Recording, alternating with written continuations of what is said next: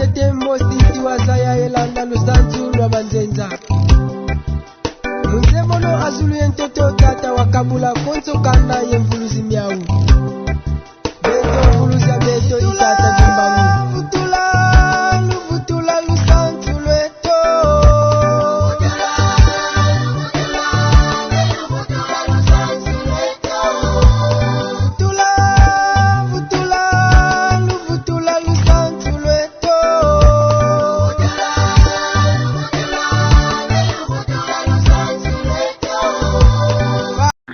Du Conseil de guerre de Tisville.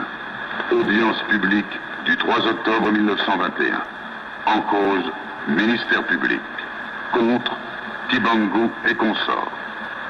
Vu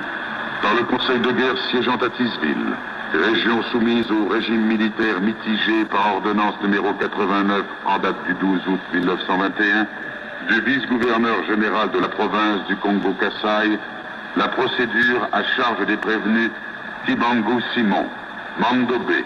Zola, Matweni, Lenj, Sambou Simon, Nimba Filemon, Mata, Umbaki André, Kelani John, Batoba, Samissioni,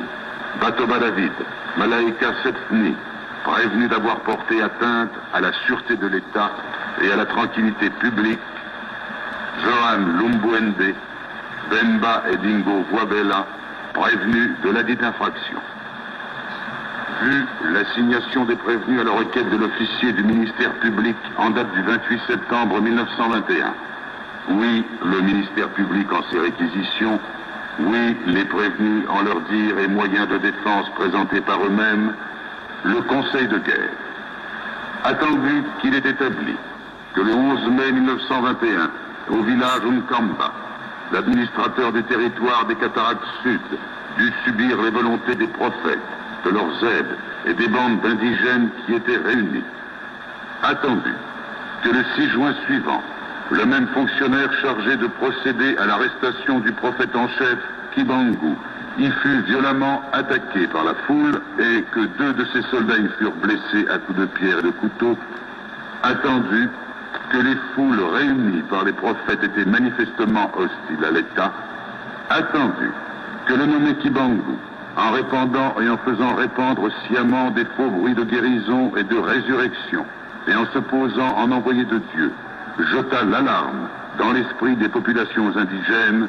que par ses agissements et ses propos, il porta une atteinte profonde à la tranquillité publique. Attendu que Kibangu est parvenu en expliquant et en faisant expliquer le texte de la Bible à sa façon par ses aides et adeptes, a imposé ses volontés aux populations, qu'il a affirmé son prestige, comme il a déjà été dit, en répandant et en faisant répandre toujours par ses aides des faux bruits de miracles, en tenant des séances d'hommes et d'envoyés de Dieu dans son village et ailleurs, que c'est pendant ces séances qu'on a inculqué aux indigènes les fausses idées de religion, qu'on les a excitées contre les pouvoirs publics établis. Attendu que Kibangu a été reconnu par les médecins saints de corps et d'esprit, et par conséquent responsable de tous ses actes, que ces crises de nerfs ne sont que de la simulation, qu'il se peut que quelques cas de maladies nerveuses aient été guéris par suggestion, mais que le prévenu en a profité pour tromper la bonne foi de la masse destinée à servir d'instrument inconscient à ses fins, que le but poursuivi était celui de détruire l'autorité de l'État, attendu qu'il demeure établi que par ses actes, propos, agissements, écrits, chants et son histoire dictée par lui-même, Simon Kibangu s'est érigé en rédempteur et sauveur de la race noire en désignant le blanc comme l'ennemi, en l'appelant l'ennemi abominable. Attendu qu'il est établi par les faits que Kibangu, malgré la défense de l'autorité, a continué et persévéré dans son travail en faisant croire qu'un nouveau Dieu allait venir, que ce Dieu était plus puissant que l'État même, que ce Dieu était représenté par lui, Kibangu Mfumu Simon, Mvuluzi, qu'un temple nouveau, église nationale noire, allait être fondé. Attendu que la secte des prophètes doit être considérée, organisée pour porter atteinte à la sûreté de l'État, secte cachée sous le voile d'une nouvelle religion, mais tendant à démolir le régime actuel. que la religion n'est qu'un moyen pour exciter et exalter la croyance des populations, que les foules impressionnées et poussées par la force du fanatisme doivent souvent servir d'instrument pour atteindre le but final. Attendu qu'il résulte des rapports officiels, des correspondances échangées entre Noirs, des renseignements reçus, que les Blancs sont l'objet d'une haine profonde de la part des adeptes de Kibangu, que cette haine s'est infiltrée et s'est répandue avec une rapidité alarmante parmi les indigènes, qu'il est indéniable que la doctrine de Kibangu a été cause d'une grève manquée d'abstention au travail d'un grand nombre de travailleurs. Attendu que les moyens de persuasion ont été interprétés par les natifs, les prophètes et les adeptes comme de la faiblesse, de l'impuissance de l'État contre la force spirituelle, magique, divine du thaumaturge, que s'il est vrai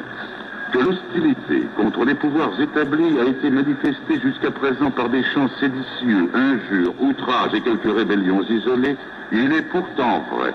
que la marche des événements pourrait fatalement conduire à la grande révolte, qu'il convient d'apprécier toute la gravité de l'infraction et d'intervenir en appliquant sévèrement la loi.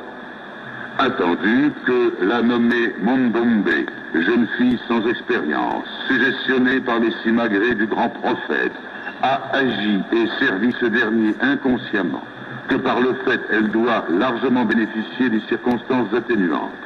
que ce même bénéfice doit être accordé au nommé Lubuende Johan, qui a hébergé à Samba les prophètes et la suite de Kibangu, tout en les sachant activement recherchés par l'autorité, mais que l'exemple lui a été donné par le chef même du village et le chef médaillé. Le Conseil de guerre,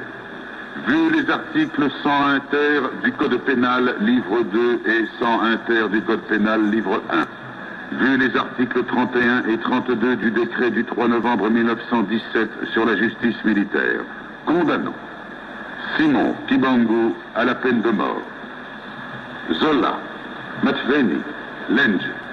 Sumbu Simon, Mimba Philémon, Mata, Umbaki André, Kelani John, Batoma Simissioni, Batoma David, Malaika Sesni, à la servitude pénale à perpétuité. Demba et Dingo Guabella à 20 ans de servitude pénale.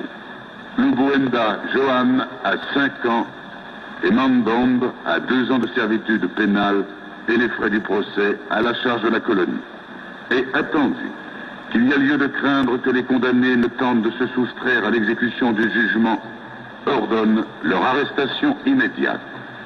Ainsi jugé et prononcé à l'audience publique du 3 octobre où siègent messieurs de Rossi, juges, depuis ministère public, Berevouet.